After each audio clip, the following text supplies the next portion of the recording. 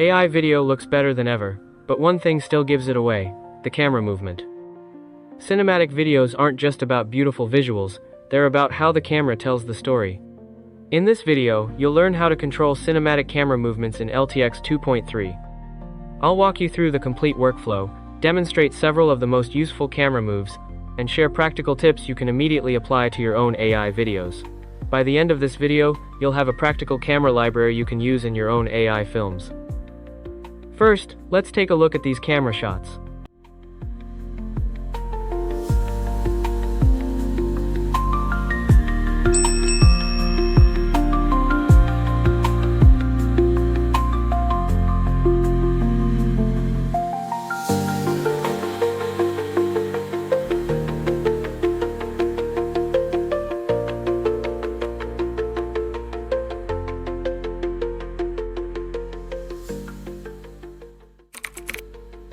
Every single shot you just saw was controlled and generated entirely by AI.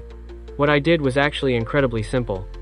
I just showed the AI a reference video, added the right prompts, and it completely transferred the camera movement from that video into a whole new world. So how does it actually work? Recently, the LTX 2.3 community released a new model called Cameraman IC LoRA. If you've never used a LoRA before, don't worry. You can think of it as giving AI a specialized skill. Imagine a camera operator who knows a little bit about everything. But if that person spent an entire year studying nothing but cinematic camera movement, camera operation would become their specialty. That's essentially what Cameraman IC LoRA does. It doesn't learn new characters, it doesn't learn new art styles, it focuses on just one thing: how a camera moves.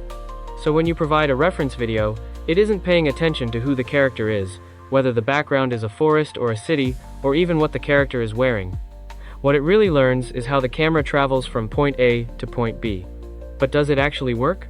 Watching the official demos isn't enough. So in the second half of this video, I've prepared a series of tests, starting with simple dolly shots and working all the way up to recreating complex cinematic camera movements. We'll see where its real limits are, and I'll also share plenty of practical tips along the way, so make sure you watch until the end. Before we jump into the tests, let me quickly show you how to set everything up. If you're already familiar with ComfyUI, feel free to skip to the next chapter. This workflow is built on ComfyUI, so the first step is to install it. One of the biggest advantages of ComfyUI is its node-based workflow, which lets you build and customize pipelines with ease. It also supports low VRAM mode, making it much more accessible for consumer GPUs. Installation is straightforward. Simply download the version that matches your operating system, install it, and then open the workflow I've provided. If you see any missing nodes, don't worry. Just click the ComfyUI logo in the top left corner, go to Extension, Missing Nodes, and install everything that's missing. This workflow also uses the director node that I introduced in my previous video. If you haven't installed it yet, I'd recommend watching that video first.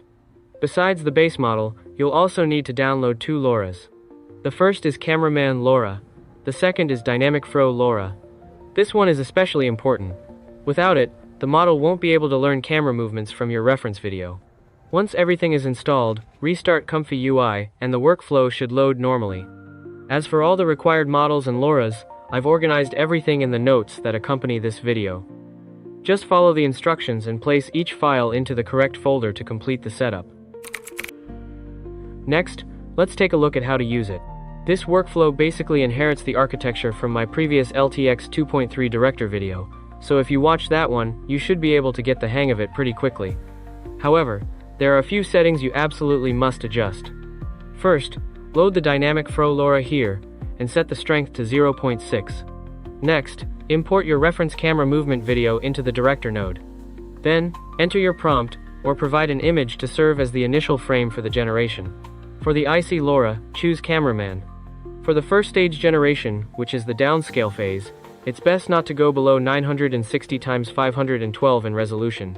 If it's too low, the model might fail to track the camera movement properly. Honestly though, I think this is also its biggest limitation right now. Because this means the final generated video usually needs to be close to 1920 x 1024 or higher to get the best results. For low VRAM graphics cards, this puts quite a bit of pressure on your VRAM. So, my workaround is to set the base resolution to 1024 280 x 720 and bump the scale up from 0.5 to 0.8. Also, I temporarily bypass the upscale node first. This allows you to verify the camera effects beforehand while saving a lot of VRAM. Another easily overlooked setting is the image strength, which needs to be set around 0.8. This helps the model retain more of the camera dynamics, and the generated camera movements will usually turn out much more natural. Last but not least, and this is the most important point, the prompt heavily impacts the final result. If you know how to write prompts, I highly recommend describing everything as completely as possible, including the characters, scene, action, and the vibe you want the camera to capture. If you don't know what to write, you can actually just leave it blank for now. Let the model learn the camera movements based solely on the reference video. Sometimes the results are even more stable that way. Alright, now that everything is set up, let's officially start testing its camera control performance. Hello, welcome to Smart Vision. On this channel, I keep sharing the latest AI tutorials and practical tools. All workflows, materials, and resources from this video are on my Patreon and are available to download after you register. For supporters, I provide extra professional tools and deeper guides. If you like this content, consider subscribing and supporting the channel. Now let's get started. Let's start with one of the most common camera movements in cinema, the Dolly In, or push-in shot. Its purpose is very simple. It slowly gets closer to the character, locking the audience's attention onto them. That's why you see this shot used all the time in movies when expressing a character's emotions, stress, or when they are making a critical decision. Now, let's see if the AI can learn this camera movement. As you can see, the camera definitely maintained a smooth forward motion rather than just zooming in on the frame, and it wraps up with the girl turning around. The overall execution is top-notch. I'm giving it 5 stars. It is completely up to the task.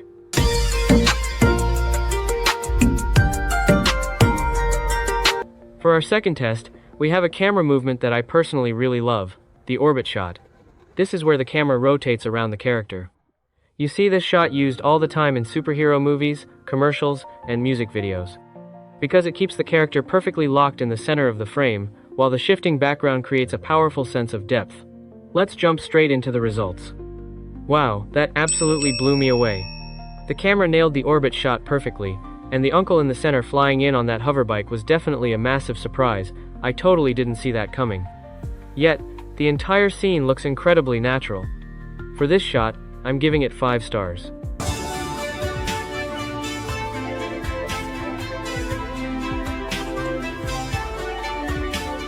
Next up is the crane shot. This type of shot usually appears at the beginning or the end of a movie to establish the world building, giving the audience a quick sense of the scene's scale. If you watch epic films, you're probably very familiar with this camera movement. Looking at the result, it reproduces the height variation remarkably well, with the camera slowly moving backward and upward. The sense of space throughout the frame feels incredibly natural too. For this one, I'm giving it a full 5 stars.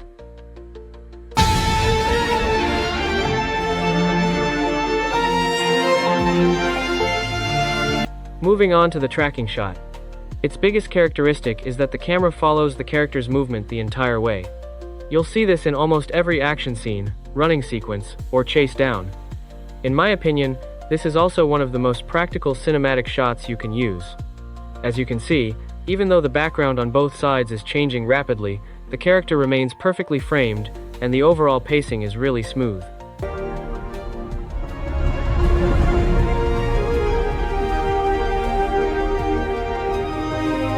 Finally, I wanted to challenge it with something much more difficult, FPV.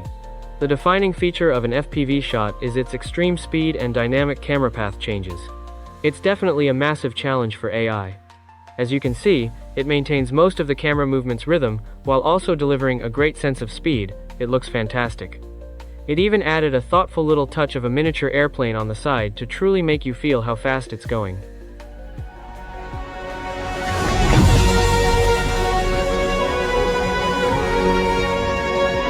After finishing all these tests, I realized that my biggest takeaway wasn't actually the LoRa itself, it was this camera library.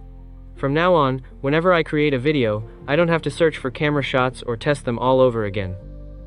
I can simply choose the camera movement that best fits my story and start creating. Over the past few weeks, I've organized the most reliable and practical camera references, combined them with the complete workflow, and turned them into a ready-to-use resource. So if you'd rather start creating instead of spending hours collecting and testing reference videos yourself, I'll be sharing my complete camera library on Patreon. I think the best way to use this LoRa is not to expect it to perfectly reproduce an entire reference video. Instead, think of it as your AI cinematographer.